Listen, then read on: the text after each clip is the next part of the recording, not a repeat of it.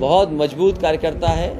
उसे आने वाले समय में विचारों से और किस तरीके से जनता में जाकर के समझाएं, उस के रास्ते पे समाजवादी पार्टी चलेगी। आपने अपनी पर्सनल ईमेल आईडी आपने सर दी थी, बहुत सारे मेल्स भी आपको मिले होंगे सर, तो उस ईमेल आईडी में क्या कुछ ऐसे सुझाव आए हैं जिसको इम्प्लीमेंट करने की कोशिश आप करेंगे? जो सुझाव है वो हमारे पास है। लोकसभा क्षेत्र में और केरल विधानसभा में भी बुलडोजर चालू है। ये बुलडोजर संस्कृति से एक दिन बुलडोजर न जाने कहाँ पहुँच जाएगा। कहीं ऐसा तो नहीं सरकार की तरफ मुड़ जाए ये बुलडोजर, क्योंकि कुछ न कुछ कानून तो मानोगे। आज बीबीसी का कल मैंने कार्टून देखा, न्यायमूर्ति हटा करके बुलडोजर लग गया है। क्या बुलडोजर न्याय देगा? और आखिरकार बुलडोजर वहाँ क्यों नहीं चल रहा है जहाँ पर बलात्कार की घटना हो रही, बैंक डकैती हो रही? ये बताएं कि बैंक से लॉकर में से चोरी हो गई, अब ये सरकार बताए बुलडोजर किस पे चलाएगी? 5 साल की बेटी अयोध्या फैजाबाद में, अयोध्या में उसके साथ घटना हो गई, बताओ बुलडोजर कहाँ चलेगा?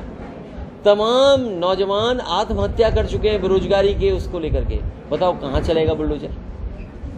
क्या बेरोजगारी पर चलेगा? क्या चीज? ये जो बातें आज हो रही है 2 महीने पहले क्यों नहीं हुई? तो अगर बेरोजगारी पे बात करनी हो, महंगाई पे तो मैं कर सकता हूँ। ये अच्छी बात है, टूरिज्म बढ़ेगा यहाँ, क्योंकि अभी नए टूरिज्म मंत्री बने। मुझे लगता है कि आगरा के बाद, मथुरा वृंदावन के बाद, काशी के बाद सबसे ज़्यादा टूरिस्ट यहीं आने वाले हैं मैनपुरी में। मुझे उम्मीद है कि यहाँ बहुत अच्छा काम होगा टूरिज्म में। नाम बदलने के साथ साथ यहाँ पे कुछ ऐसा भी होगा जिससे बहुत दुनिया के टूरिस्ट यहाँ आएंगे। सर, गोदामों से नींबू चोरी हो रहे हैं, गोदामों से नींबू चोरी हो रहे हैं। तो ये सरकार जो है, मैंने पहले भी कहा था कि जैसे ही चुनाव खत्म होगा महंगाई बढ़ेगी।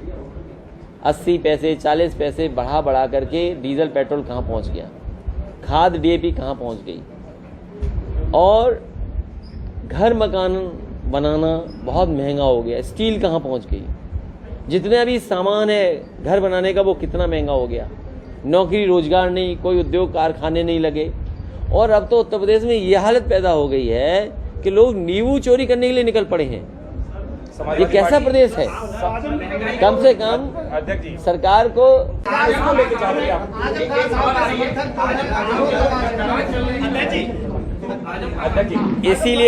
इसीलिए मैं कोई ऐसे ये प्रेस कॉन्फ्रेंस मैंने नहीं बुलाई थी, क्योंकि आप लोग इतनी बड़ी संख्या में दिखे, इसलिए मैंने कहा कम से कम आपसे नमस्कार कर लूं। इसलिए मैं चाहता हूं कि आज जब हम लोग बाबा साहब भीमराव अम्बेडकर जी को याद कर रहे हैं, कम से कम संविधान बचाने के लिए हम लोग आगे आए। और हम तो मैनपुरी के पत्रकार साथियों से कहूँगा कि आपके बलिया में साथी बंद हैं। बलिया में बताओ क्या था, पेपर आउट हो गया, उन्होंने केवल खबर, सूचना और जानकारी दे दी तो उन्हें जेल में जाना पड़ा। सुनने में आया कि पेपर आउट वाला अभी भी गिरफ्तार नहीं हुआ। ये सरकार में पहली बार पेपर आउट नहीं हुआ है। न जाने कितनी परीक्षाएं रद्द हो चुकी हैं इस तरीके से। ये सरकार नौजवानों के भविष्य से खिलवाड़ कर रही है। और मैं नौजवानों से कहना चाहता हूँ, ये सरकार नौकरी और रोजगार देने वाली नहीं है। केवल आपको विज्ञापन पढ़ने को मिलेगा सुबह से अखबारों में कि आपको रोजगार और नौकरी मिल गई।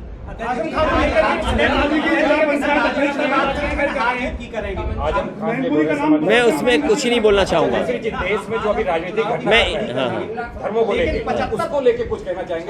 देखिए, मैंने तो अपील की थी कि जो बाबा संत लोग ज़मीन कब्जा कर रहे हैं, जो बाबा संत लोगों का जो व्यवहार है वो ठीक नहीं है। लखनऊ में एक संत है जिन्होंने सोडोमी की, उन्हें जेल जाना पड़ा।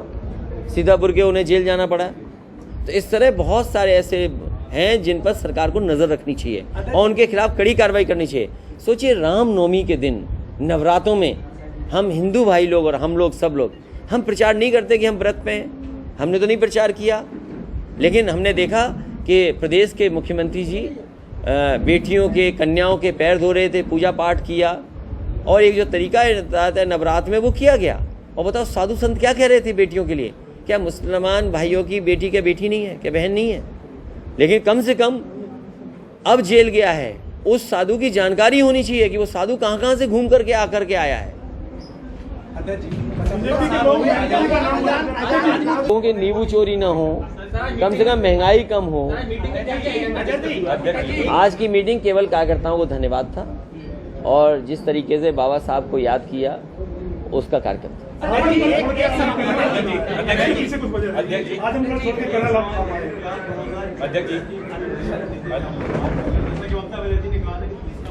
अभी बहुत जल्दी है, उस बारे में कुछ नहीं कह सकते, बहुत जल्दी है इस समय। समाजवादियों के ऊपर चाचा को लेकर क्या कहें? चाचा की चर्चा बड़ी तेजी से है भाजपा के लिए। मुझे कोई जानकारी नहीं है उसके बारे में, कोई जानकारी नहीं है। मैं नहीं, इसलिए मैं बधाई देता हूं आपको। बीजेपी के लोगों को कम से कम परिवारवाद तो खत्म कर रहे हैं। ये अपना चैनल चलाने के लिए खबर मत बनाओ भाई, अगर चैनल नहीं चलता तो दूसरी खबर बनाओ।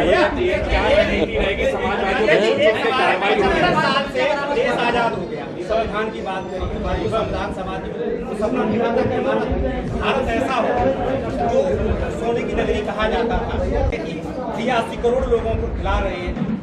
आपने बेरोजगारी की बात करी, लेकिन कहाँ कमी रह गई जिसकी वजह से जनता ने आपको आशीर्वाद नहीं दिया? नहीं, उस पर ये जो हमारे साथी हैं चुनाव की समीक्षा पे सवाल पूछ रहे हैं, तो अभी मैंने कोई समीक्षा नहीं की है।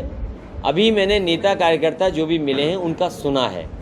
जिस समय इलेक्शन कमीशन अपने बूथों का वोटों का पूरा अपडेट कर देगा, हमें भी जब मिल जाएगा तब हम सही कह सकते हैं कि हमें समीक्षा कैसी करनी है। लेकिन मुझे खुशी है इस बात की कि हर वर्ग ने हमें मतदान किया और जिस तरीके से समाजवादियों ने नारा दिया था कि समाजवादी और अम्बेडकरवादी, और जो काशीराम जी के रास्ते पे चले माननीय काशीराम जी के, उन तमाम सहयोगी समर्थकों ने हमारी मदद की है, तभी इतना परसेंटेज वोट बढ़ा है। हमें हर वर्ग ने इस चुनाव में मदद की है। जिस समय बूथ का डेटा सामने आ जाएगा तो और ठीक से समीक्षा कर पाऊंगा।